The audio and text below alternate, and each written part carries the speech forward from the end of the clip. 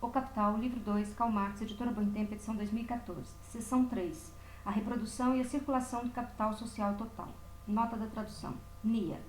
O título é de Engels. No manuscrito 2, página 130, figura este outro, terceiro capítulo.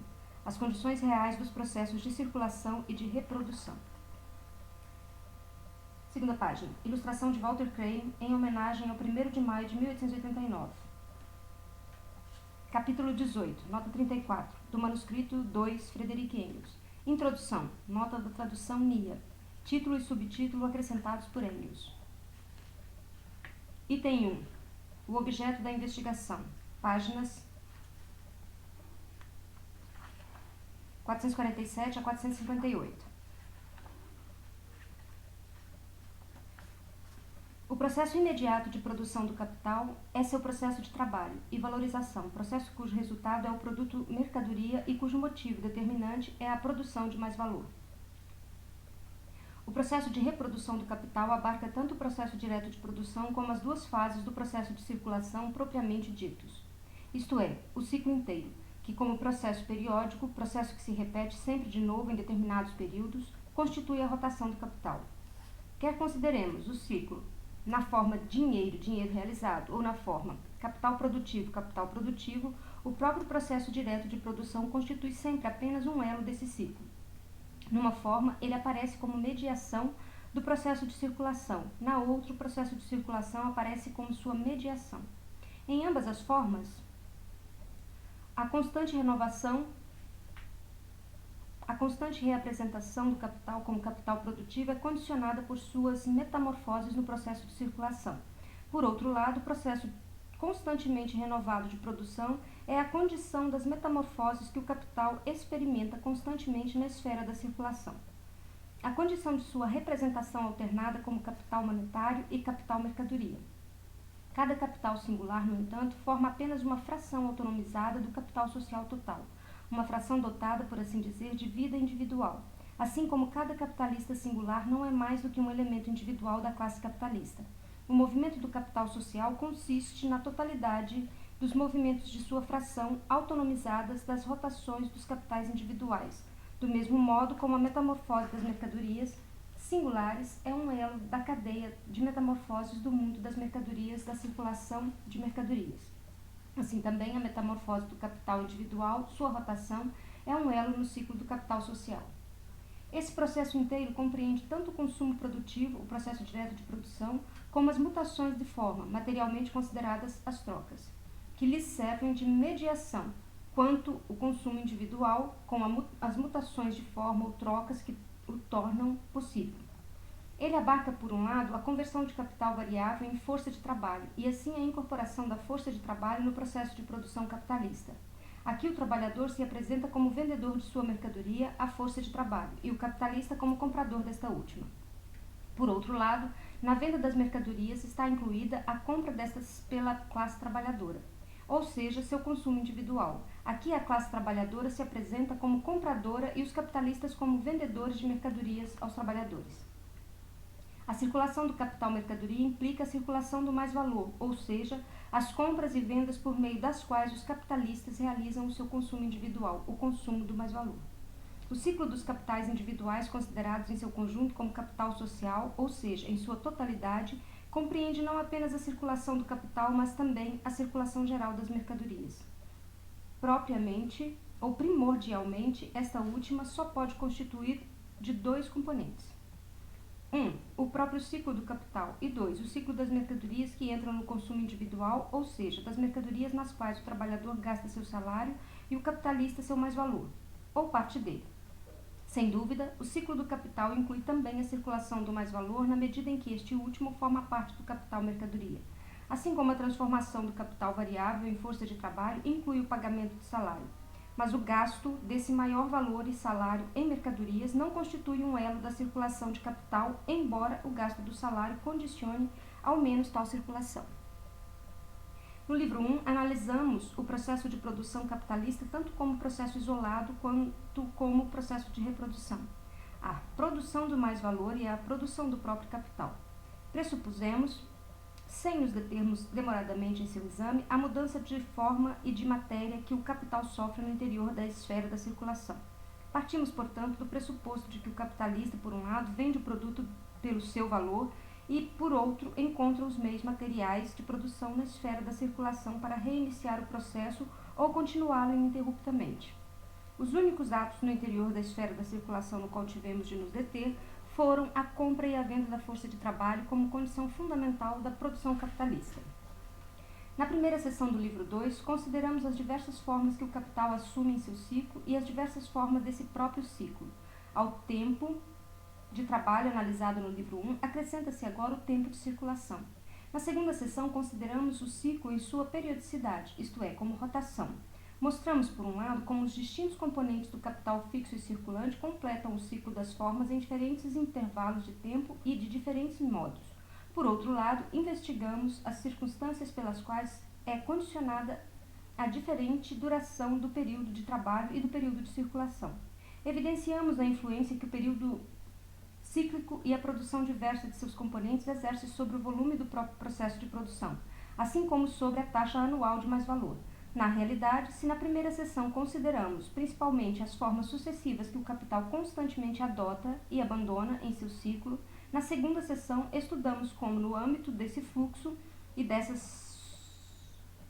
sucessão de formas, um capital de dada grandeza se divide simultaneamente, ainda que em volume variável, entre as diversas formas de capital produtivo, capital monetário e capital mercadoria, de tal modo que estas não só se alternam entre si, mas diferentes partes do valor total de capital se encontram e atuam constantemente uma ao lado da outra. Nesses diferentes estados, particularmente o capital monetário se apresentou como uma peculiaridade que não se evidenciara no livro 1. Encontramos determinadas leis segundo as quais, para manter constantemente em funcionamento um capital produtivo de um dado volume, faz-se necessário adiantar e repor constantemente sob a forma de capital monetário e, segundo as condições da rotação, os componentes de grandeza desigual de um dado capital. Porém, tanto na primeira como na segunda seção, trata-se de um capital individual do movimento de uma parte autonomizada do capital social. Mas os ciclos dos capitais individuais se entrelaçam, pressupõem e condicionam uns aos outros, constituindo precisamente nesse entrelaçamento o movimento do capital social total.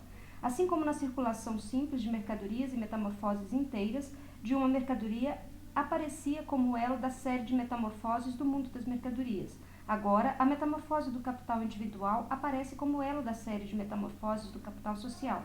Mas, se a circulação simples de mercadorias de modo algum incluía necessariamente a circulação do capital, uma vez que tal circulação pode ter lugar sobre a base de uma produção não capitalista, o ciclo do capital social total, como já observado, inclui também a circulação de mercadorias que não faz parte do ciclo do capital individual, isto é, a circulação de mercadorias que não constitui capital. Cabe considerar agora o processo de circulação, que em sua totalidade é uma forma do processo de reprodução dos capitais individuais como componentes do capital social total, ou seja, o processo de circulação desse capital social total. Item 2. O papel do capital monetário. Nota NIA. Acréscimo de Engels. Embora o que segue faça parte do fim desta seção, o examinaremos de imediato, a saber, o capital monetário considerado como componente do capital social total. Na consideração da rotação do capital individual, o capital monetário mostrou-se sob dois aspectos. Primeiro, ele constitui a forma na qual o capital individual entra em cena, inaugura seu processo como capital, aparece assim como primus motor, ou primeiro motor, a mover o processo inteiro. Nota da tradução. Para Aristóteles, deve haver um primeiro movente, que é a causa inicial de todos os movimentos do universo. Esse primeiro motor imóvel é necessariamente uno e eterno, conforme Aristóteles, Física, livro 3, capítulo 5. Segundo, de acordo com a variação na extensão do período de rotação e na proporção de suas partes constitutivas, período de trabalho e período de circulação, o componente do valor de capital adiantado, que tem de ser constantemente adiantado e renovado em forma de dinheiro, varia em proporção ao capital produtivo que esse componente põe em movimento, isto é, em proporção à escala contínua da produção. Qualquer que seja essa proporção em todas as circunstâncias, a parcela do valor de capital em movimento que pode atuar constantemente como capital produtivo é limitada pela parcela do valor de capital adiantado que tem sempre de existir sob a forma de dinheiro.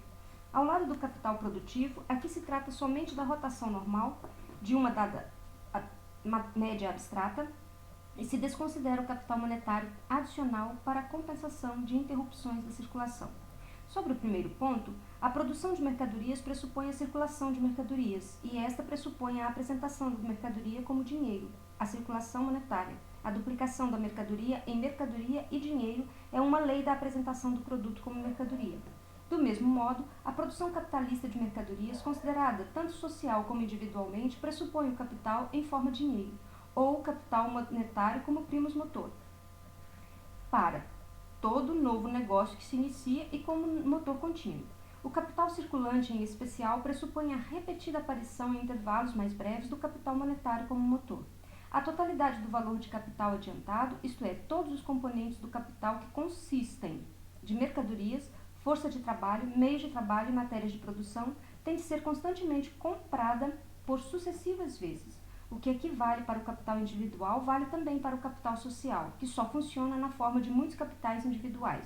Entretanto, como já mostramos no livro 1, disso não se segue de modo algum que, no que diz respeito aos seus limites absolutos, o campo de funcionamento do capital, a escala da produção, inclusive sobre a base capitalista, dependa do volume do capital monetário em funcionamento.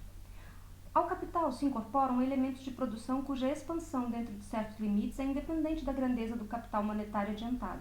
No caso do pagamento igual da força de trabalho, esta pode ser explorada com mais força, de modo extensivo ou intensivo. Se, com essa exploração reforçada, aumenta o capital monetário, isto é, eleva-se o salário, isto não ocorrerá proporcionalmente, ou seja, trocando. A matéria natural produtivamente explorada, a terra, o mar, os minerais, as florestas, etc., que não constitui elemento algum de valor do capital, é explorada num grau mais elevado de forma intensiva ou extensiva, com um esforço maior do mesmo número de forças de trabalho, sem um adiantamento maior de capital monetário. Desse modo, os elementos reais do capital produtivo são aumentados sem a necessidade de um acréscimo de capital monetário, na medida em que tal acréscimo for necessário para materiais auxiliares adicionais. O capital monetário no qual é adiantado o valor do capital não aumentará proporcionalmente à ampliação da eficácia do capital produtivo, isto é, não aumentará, portanto. O mesmo meio de trabalho e, assim, o mesmo capital fixo pode ser utilizados com maior eficácia mediante o prolongamento de seu tempo diário ou uso ou a intensificação do seu emprego, sem um desembolso adicional para o capital fixo. Nesse caso, ocorre apenas uma rotação mais rápida do capital fixo, mas também os elementos de sua produção são fornecidos com maior rapidez.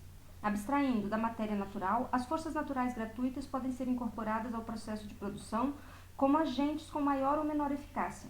O grau de sua eficácia depende de métodos e avanços sem custo ao capitalista. O mesmo vale para a combinação social da força de trabalho no processo de produção e a destreza acumulada dos trabalhadores individuais. Carey. Nota da tradução. No manuscrito 2, página 131, o inepto Carey. Calcula que o proprietário fundiário jamais recebe o suficiente, porquanto não lhe é pago todo o capital ou todo o trabalho que desde tempos imemoriais foi investido no solo a fim de lhe conferir a sua capacidade de produção atual. Naturalmente, nenhuma palavra é dita sobre a capacidade de produção da qual o solo é roubado. Com base nisso, o trabalhador individual teria de ser pago de acordo com o trabalho que causou a toda a espécie humana, fazer de um selvagem um mecânico moderno. Nota da tradução, no manuscrito 2, página 131, um mecânico Yankee.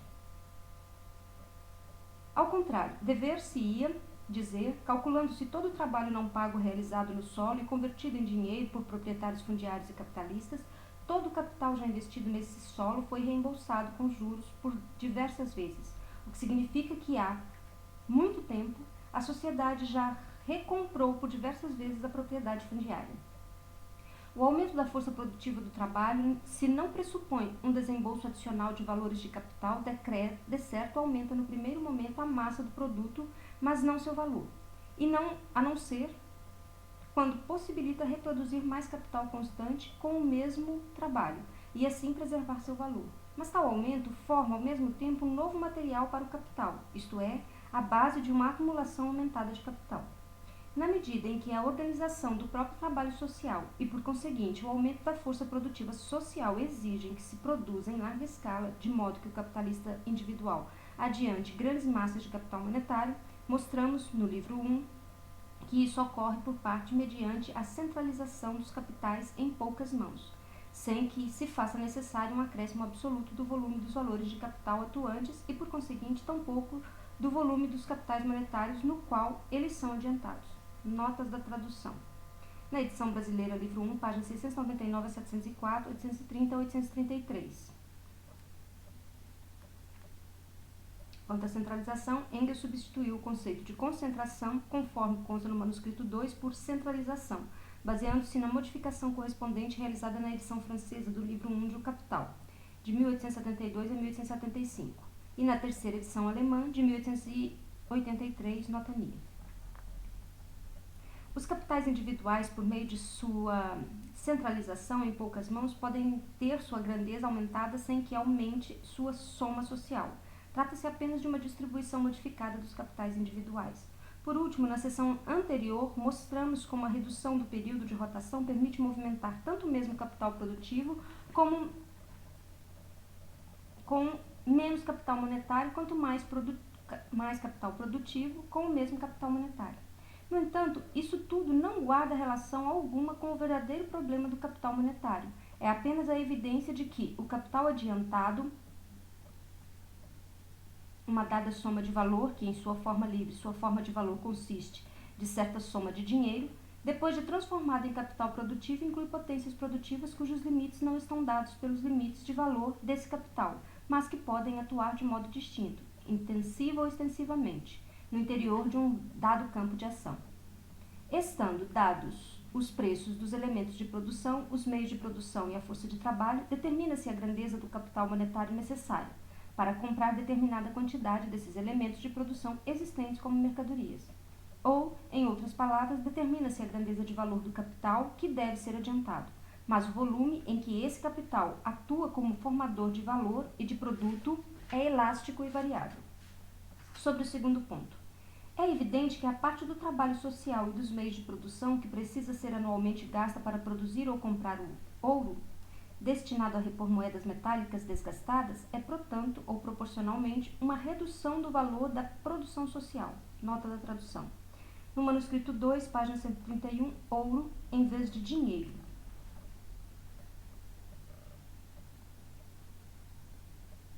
Porém, no que diz respeito ao valor monetário que funciona em parte como meio de curso e em parte como tesouro, tal valor existe ou foi adquirido, está presente ao lado da força de trabalho, dos meios de produção produzidos e das fontes rurais de riqueza. Fontes naturais de riqueza, desculpa. No manuscrito 2, página 131, estoque de dinheiro em vez de valor monetário. Nota da tradução.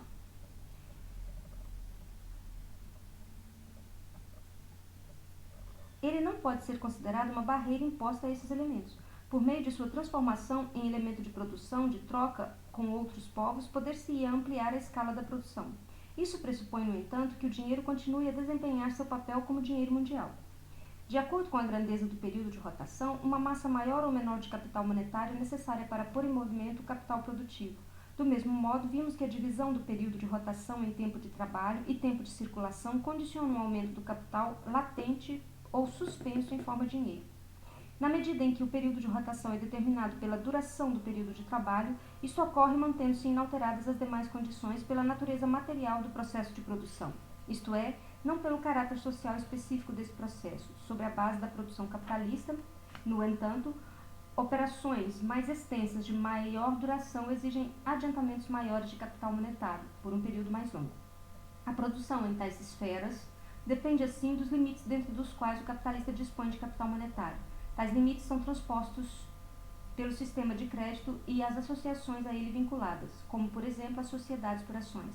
As perturbações no mercado monetário paralisam esses negócios, enquanto estes, por sua vez, causam perturbações no mercado.